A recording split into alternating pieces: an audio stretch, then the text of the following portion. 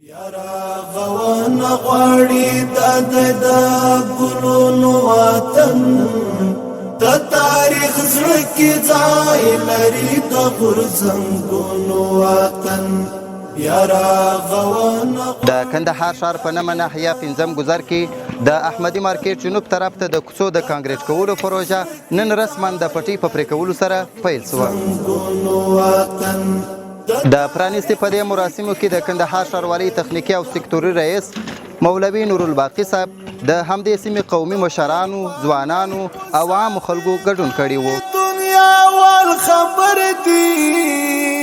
که دغه افغانان ما یقین دا دی چې په خپل ملک کې په خپل وطن کې د خپل استعداد څخه کار واخلي، په ډېر لږ وخت کې به دغه افغانستان د دنیا د مترقي او د متمدنو ملکو سره سیال کړي.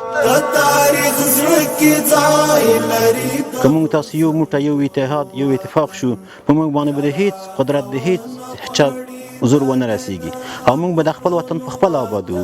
دغه کوڅې تقریبا 909 متره اوږدوالي او 8 متره بردوالي لري چې تقریبا 80 کسانو ته پکې د کار کولو زمینه برابره شوې ده.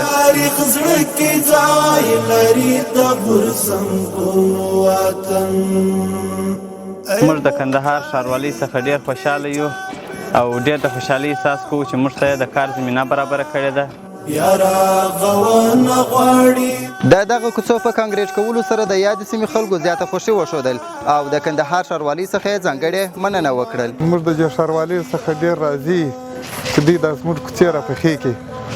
اول خو دا مټ و، دا چیږي و، دا کیسې و، دا معاملې به سره ورکې شي، خټې دي و، معاملې دي سره دا دغونه شکر دی دا چرې سره پخې